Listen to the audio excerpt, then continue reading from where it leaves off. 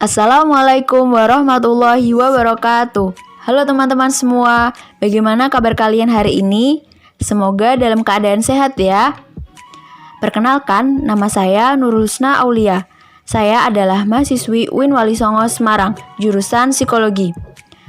Dalam video ini, saya akan menjelaskan salah satu materi mata kuliah pengembangan diri, yaitu mengenai penerimaan diri. So, stay tune. Pembahasan yang pertama yaitu pengertian penerimaan diri.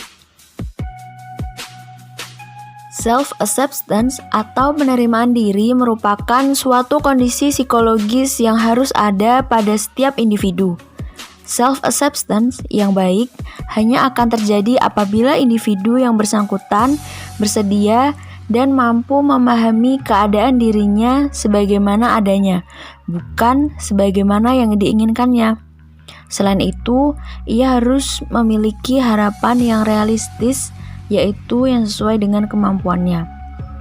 Nah, penerimaan diri ini dianggap sebagai ciri-ciri penting kesehatan mental dan juga sebagai karakteristik aktualisasi diri dan ketenangan. Baik, selanjutnya ada pengertian penerimaan diri menurut para ahli. Yang pertama ada Harlock.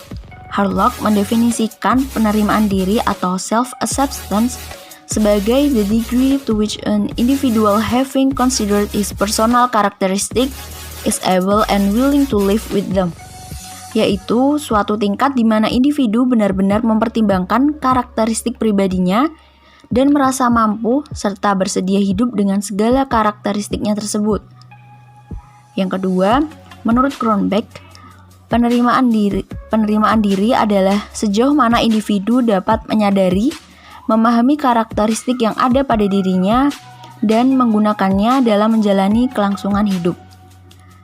Yang ketiga, menurut Anderson menyatakan bahwa penerimaan diri berarti kita telah berhasil menerima kelebihan dan kekurangan diri apa adanya. Menerima diri berarti kita telah menemukan karakter diri dan dasar yang membentuk kerendahan hati dan integritas. Yang keempat, yaitu menurut Schultz menyatakan bahwa penerimaan diri adalah orang yang mampu menerima semua segi yang ada pada dirinya, termasuk kelemahan-kelemahan dan kekuatan-kekuatan mereka tanpa keluhan atau kesusahan. Nah, berdasarkan definisi-definisi yang telah saya jelaskan tadi, maka dapat disimpulkan bahwa penerimaan diri adalah suatu derajat atau kondisi di mana seseorang telah mengetahui karakteristik personalnya, baik itu kelebihan maupun kekurangannya, dan dapat menerima segala karakteristik tersebut dalam kehidupannya tanpa mengeluh, sehingga membentuk integritas pribadinya, serta selalu berusaha sebaik mungkin agar dapat berubah menjadi lebih baik dari sebelumnya. Pembahasan yang kedua yaitu aspek-aspek penerimaan diri. Menurut Cyril dalam Hall and Lindsay 1993, terdapat beberapa aspek dalam penerimaan diri, yaitu yang pertama, perasaan sederajat, kedua, percaya akan kemampuan diri, yang ketiga, bertanggung jawab, yang keempat, orientasi keluar diri, yang kelima, berpendirian, yang keenam, menyadari keterbatasan, dan yang terakhir, menerima sifat kemanusiaan. Pembahasan yang selanjutnya yaitu faktor-faktor yang mempengaruhi penerimaan diri. Menurut Harlock 1974, ada beberapa faktor yang mempengaruhi penerimaan diri yang positif. Di antaranya, yang pertama, adanya pemahaman tentang diri sendiri atau self-understanding. Yang kedua, harapan yang realistis. Ketiga, tidak adanya hambatan dari lingkungan. Yang keempat, sikap sosial yang positif. Yang kelima, tidak adanya stres yang berat. Yang keenam, pengaruh keberhasilan. Yang ketujuh, identifikasi dengan orang yang memiliki penyesuaian diri yang baik. Yang kedelapan, perspektif diri yang luas. Yang kesembilan, pola asuh yang baik pada masa kanak-kanak, dan yang ke-10, konsep diri yang stabil. Baik, selanjutnya pembahasan yang keempat, yaitu ciri-ciri individu dengan penerimaan diri. Menurut Jersild dalam Hurlock 1974, menjelaskan ciri-ciri individu yang memiliki penerimaan diri yang baik, yaitu yang pertama, individu menerima dirinya memiliki harapan yang realistis terhadap keadaannya dan menghargai dirinya sendiri. Yang kedua, individu memiliki keyakinan terhadap standar-standar dan prinsip-prinsip dalam dirinya tanpa harus dipengaruhi oleh opini orang lain. Yang ketiga, individu memiliki perhitungan akan keterbatasan dirinya dan tidak melihat pada dirinya sendiri secara irasional. Yang keempat, individu menyadari kelebihan-kelebihan yang dimilikinya dan bertindak bebas dalam memanfaatkan kelebihan-kelebihannya tersebut. Selanjutnya, individu menyadari dan mengenali kelemahan-kelemahan dalam dirinya tanpa menyalahkan diri sendiri. Kemudian, individu menerima potensi dalam dirinya tanpa menyalahkan diri sendiri atas kondisi-kondisi yang berada di luar kontrol dirinya. Yang terakhir, individu tidak merasa iri akan kepuasan-kepuasan yang belum mereka raih. Selanjutnya, pembahasan yang kelima, yaitu tahapan penerimaan diri.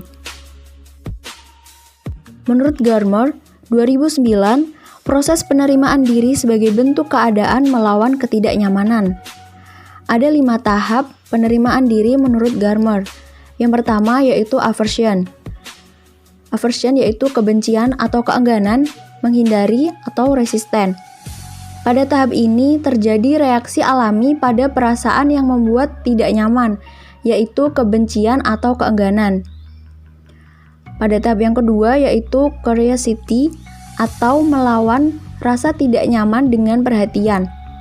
Pada tahap ini, individu mulai memiliki pertanyaan pada berbagai hal yang dirasa perlu untuk diperhatikan.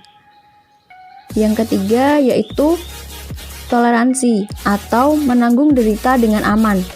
Tahap toleransi ini berarti menanggung rasa sakit emosional yang dirasakan, namun individu tetap melawannya dan berharap perasaan tersebut akan segera hilang.